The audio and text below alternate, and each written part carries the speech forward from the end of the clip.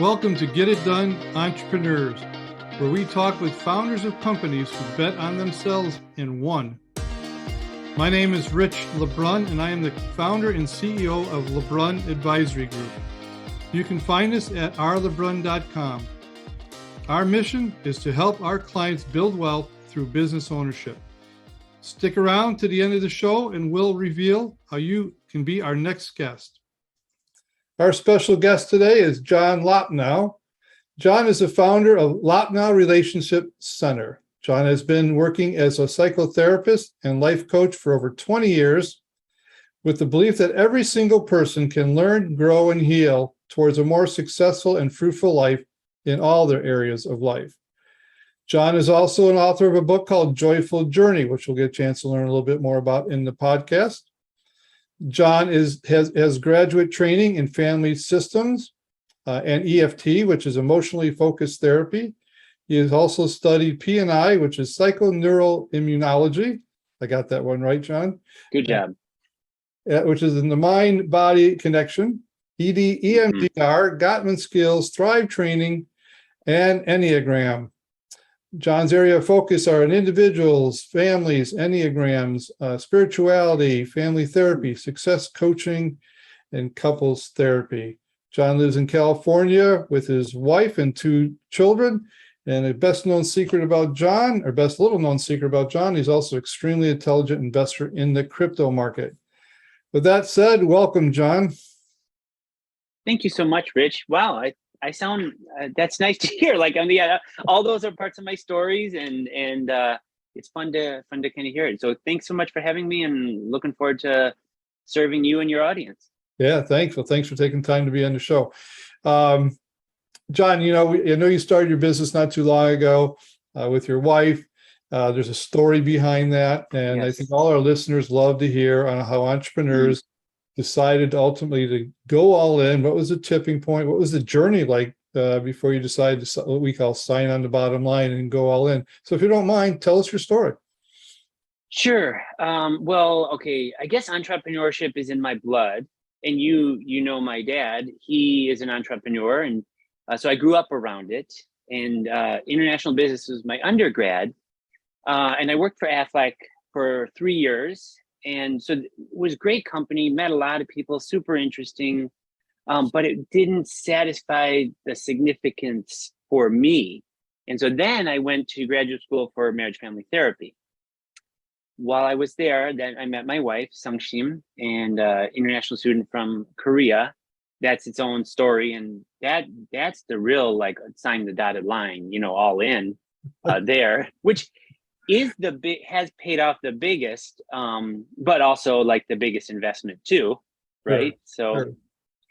So, and then when I was studying therapy to be a therapist, I was offered a job as an associate pastor at a church, a Korean American church, Young Knox Celebration Church, and I was there for 16 years as a staff, and I integrated all this stuff. So that's the backdrop. So I did coaching, pastoral counseling, therapy, and all the while raising kids. And then, churches go through things, and the way people are attending churches and connecting to God is changing. And we had too many staff for the ratio. And so my all in the back of my mind, I was like, okay, I loved being a pastor, and there was parts I didn't love. It's like any job, right? Sure. So, in 2018, and you could see the writing on the wall, 2018, they had to lay some people off. I was one of them.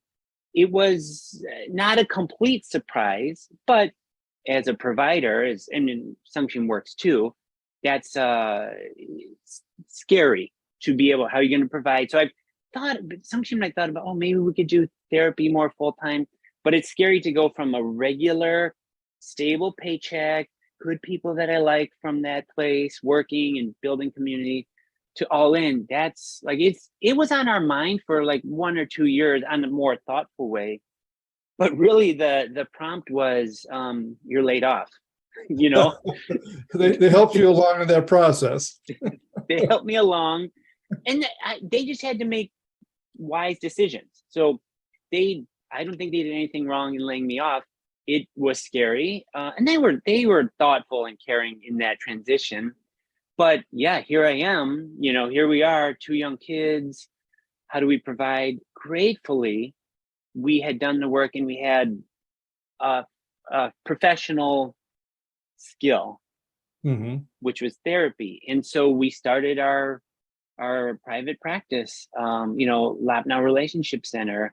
And yeah, there's a lot of work to get started in a business, like details and how will you get clients, which is the most important one. And you want to do it thoughtfully and ethically. But so gratefully, Sungjim had been doing it part-time before for many more years, but we weren't relying on that income. That was like supplement.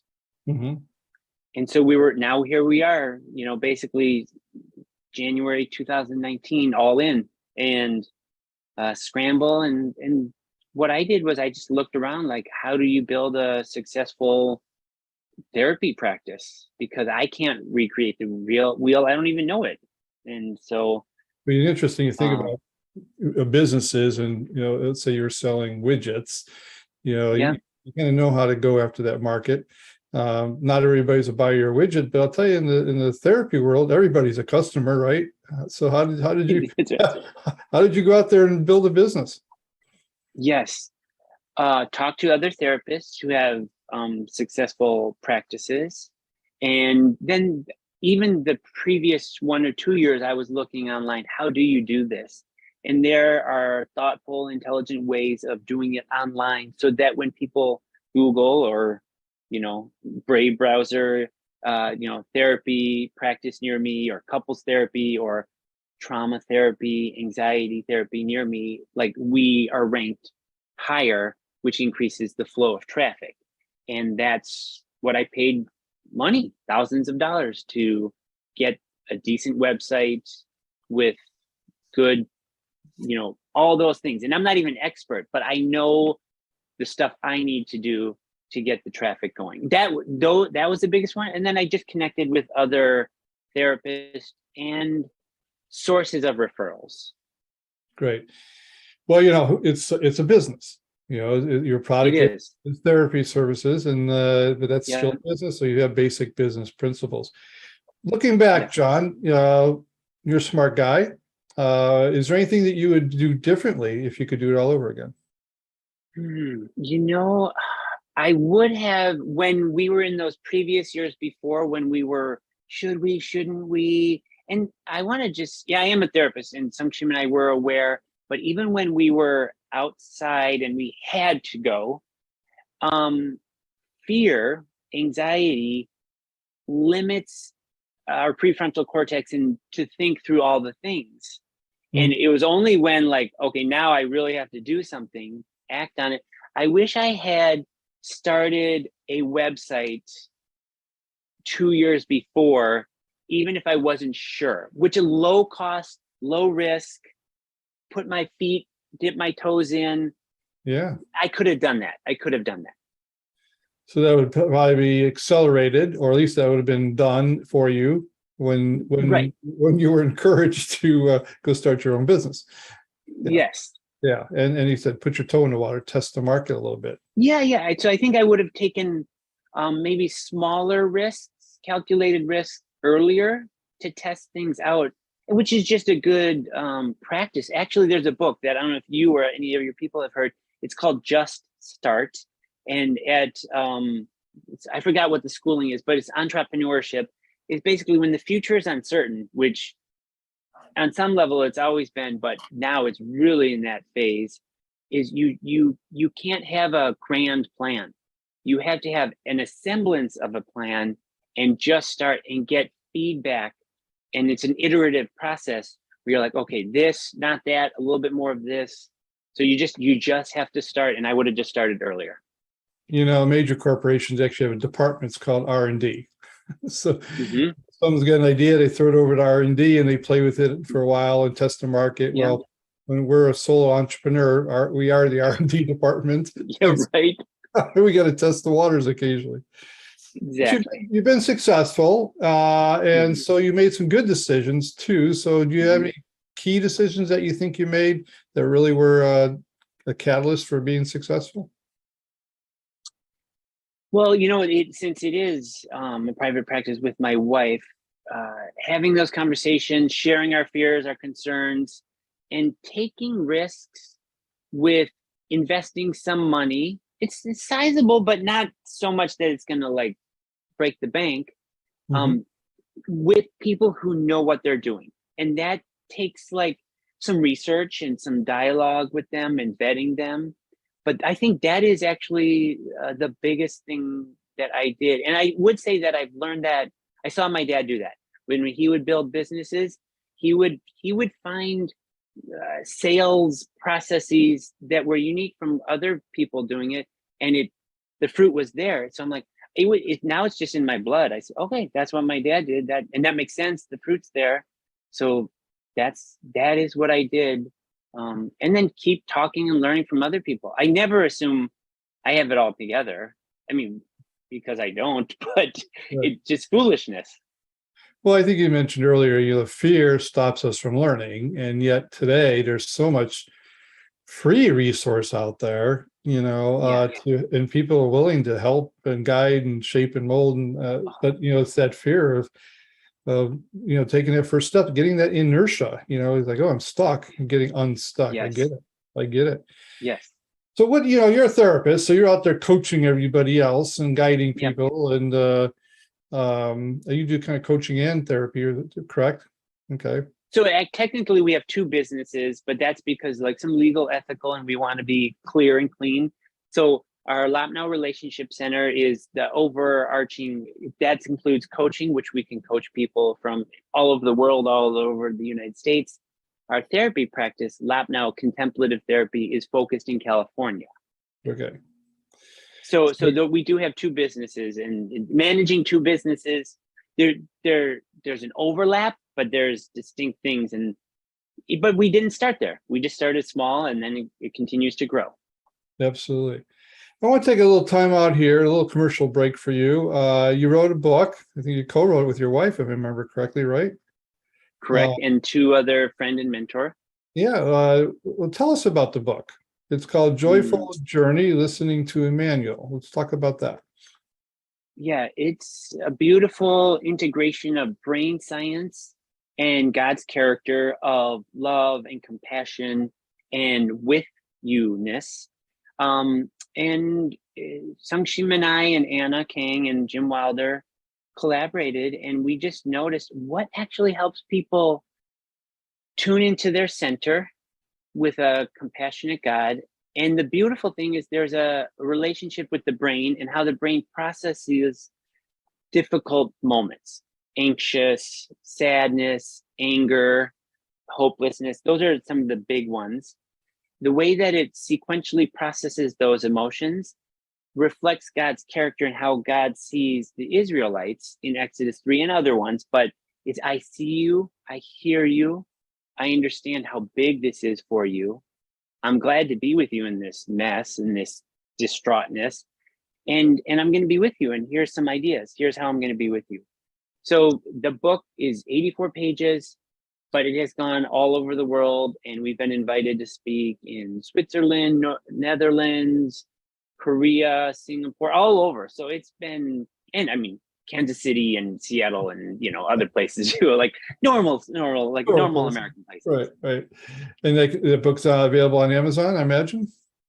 Yep, it's on Amazon and connected to that. So we have two businesses, and we have a nonprofit called Presence and Practice, where we equip and train people in relationship skills and spiritual practices of really just tuning into yourself and being grounded so that you can grow and expand who you are and how you want to be a blessing to others.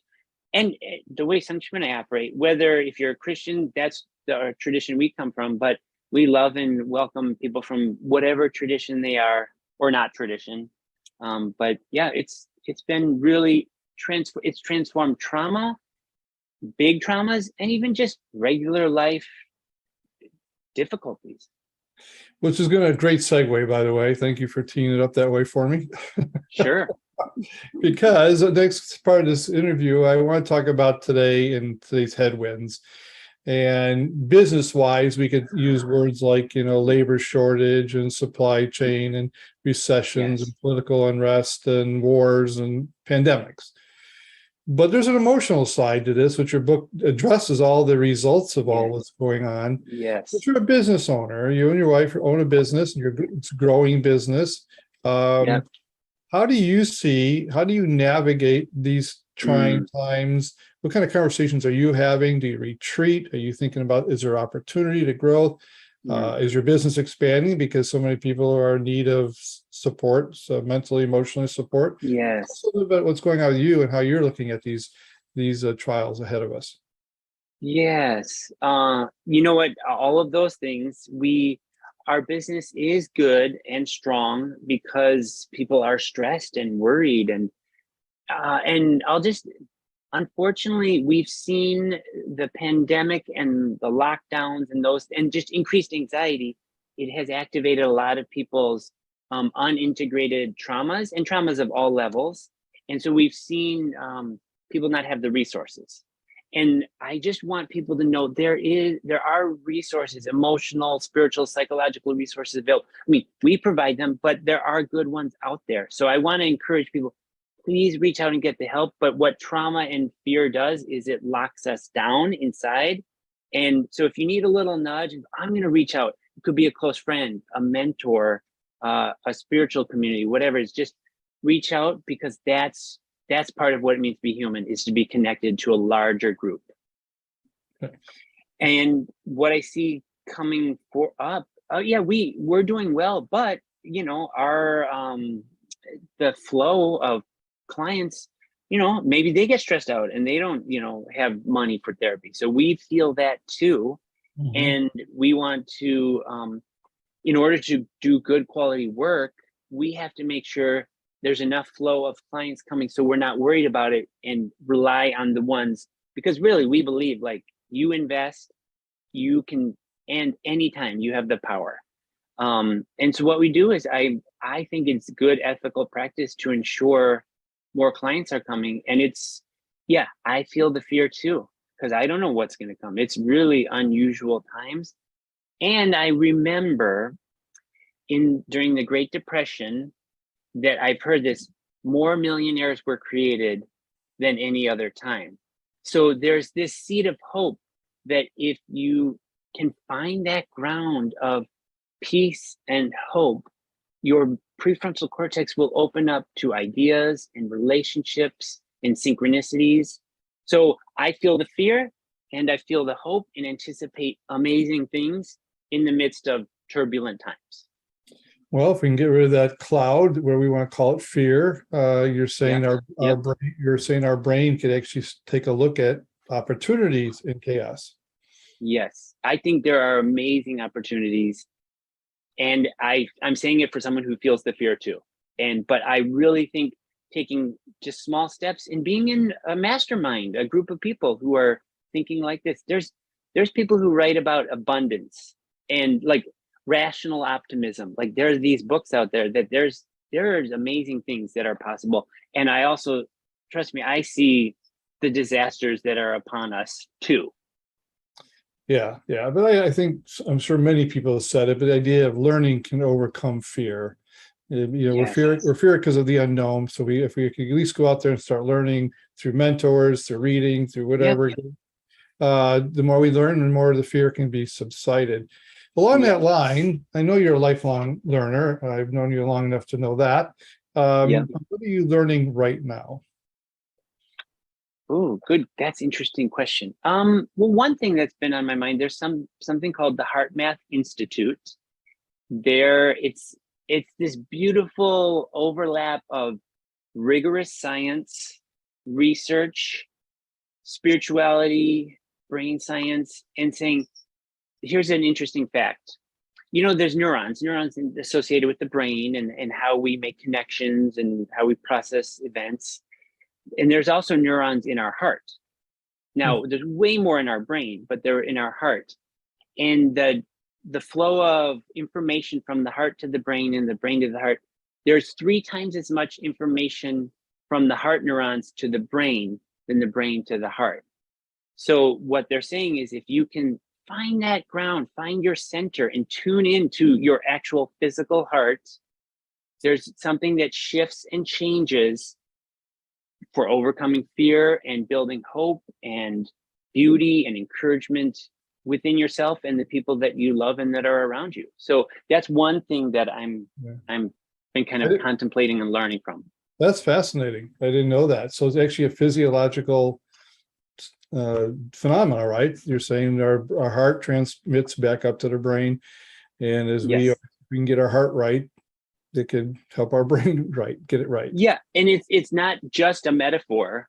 The metaphor ties to a physical reality of the neurons and how it sends information to the brain, which if you can know like the physiological way, and the one way is just finding a way of breathing that helps you feel more peaceful and calm, building upon like gratitude and appreciation deliberately. If you do it 2-3 times a day, you can change your baseline physiologically, which opens you up to more possibilities. Perfect. Now you technology has entered your field in a good way, I think personally. Yeah. You do work with people in person, I would imagine, and you do telemed as well? Yes. So we do, I would say 15-20% in person, 80+% on Zoom. And it's people like it for many reasons. One, they have access to people that they wouldn't out of their 30-mile zone. And also it saves time. They don't have to drive 15-30 minutes both ways. So it's been tremendously powerful and largely helpful. And there's some people who want to meet in person, and we do that. Yeah, I'll just admit here, I have a therapist, but I actually, and I can confidently say that I actually made that as a business decision. It was a personal decision to start. Yes. But then I said, you know what, this is just good business practice because I'm an owner of a company, CEO, founder. I have, people are working for me, and there's things that go on that I need to, figure out. And sometimes I need emotional support and help to figure that out. So I actually told my therapist, he's a line item on my budget now. Awesome. I built it into my system, and I'm extremely grateful. It's a once-a-month check-in. We talk about sometimes emotional things, sometimes just business things. Just it turns into maybe a coaching session. So I'm a firm believer. I'm a firm believer that therapy used to have a negative connotation years and years ago, meaning maybe you're crazy and you need therapists. Today, I think we just need to communicate, and we need all the help we can get from a variety of people. So to me, I embrace it. I encourage it. To all you listeners, if you're doubting, check in with a therapist, maybe check in with John, which leads me to the last thing is, John, I guess, who are your customers? I kind of said the whole world is, but maybe who is your customer, and how can they get a hold of you if they would like to know more about what you do? Great. No, and I love that that's a line item. And I think there's just so much wisdom there, because how you operate on the inside is within, it goes on the outside. Our customers we have largely, I would say the biggest amount are business owners, because we are maybe a little more premium. We get more service and people who want to make that investment. I have a number of business owners and who are dealing with, maybe these are more men that I have, and they're dealing with their relationship stuff. So both in the work as well as in their family. So I equip them with some skills and practices, as well as just hear them out. And sometimes it does turn into business consulting, because that's part of my background, just in the terms of the emotional realm. And then Sungshim, she loves and works with tons of clients who are of high caliber. And it's interesting, if you look at the monetary amount of divorce or strained marriages, it has a huge impact on business. And we have both seen our work has helped the bottom line of these business owners. It sounds like a commercial, but this is just the facts. This is real, because their prefrontal cortex is available, and they're not stressed out or angry or depressed about the family dynamics. and they're free to use their genius creativity for the business. And so those are largely our ones that we have, professionals. Great. So how would they get a hold of you? What's the best way? You know what? I would say the best way would be loppnow.com. And that's all of it comes through there. So whether it's coaching or therapy or couples, or if it's like the spiritual practices, that would be the best one. And you could find our email there, or you can just go on and there's a contact page. But yeah, that's loppnow.com. Reach out. And even if you just want resources or ideas, I really do love to help people. And then if being a client is a way of serving you, great. If not, I'll point you to the right resources. Very good. Very good. Well, John, I always say this, but I sincerely mean it on behalf of our listeners. The fact that you would be generous in taking time out of your day and to share your story, share your wisdom with our listeners. I just want to thank you for doing that. Well, thank you so much. And I think as I'm talking to you, I really believe business owners of any size, small, medium, large, they are what enable goodness to come into the world by providing jobs and products and resources, because people need those things, and they need a job that is meaningful. And so I applaud your work, and every time you take a risk, it multiplies. Yeah, well, I think today more than ever, there's a lot of stress out there. And again, most people, who are business owners see it as opportunity, but even as opportunity, it's stressful, and it's still more challenges and more risks. And then it transfers into the family, right? If we're stressed at work and we're not dealing with it, we're going to bring it home into our marriage or our kids or, parenting. So I just encourage everybody to figure out a way to reach out and get help from some folks like John and some shame. Well, thanks again. And you're one. Good. I was just going to say, you're one relationship away from your life being transformed. I don't know which relationship that could be, a mentor, a friend, someone in your community, but you don't know which one. So just reach out. Great advice. Well, thanks again, John. And I hope you have a great day and hope to talk soon. Thank you so much. Pleasure, and love your community. That's awesome. Thank you. Rich LeBrun here. Thank you so much for listening to our podcast, Get It Done, Entrepreneurs. If you are a successful business owner who would like to be on this program, please visit us at rlebrun.com/podcast and fill out the form, and we will reach out to you. If you got something out of this interview, would you share this episode on social media?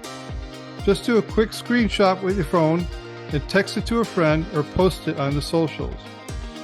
If you know someone that would be a great guest, tag them on social media to let them know about the show and include the hashtag GetItDoneEntrepreneurs. I love seeing your posts and guest suggestions. We are regularly putting out new episodes and content. To make sure you don't miss any episodes, go ahead and subscribe. Your thumbs up, ratings, and reviews go a long way to help promote the show and mean a lot to me and my team. Want to know more?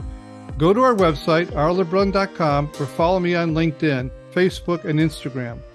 Thanks for listening. We will see you next time.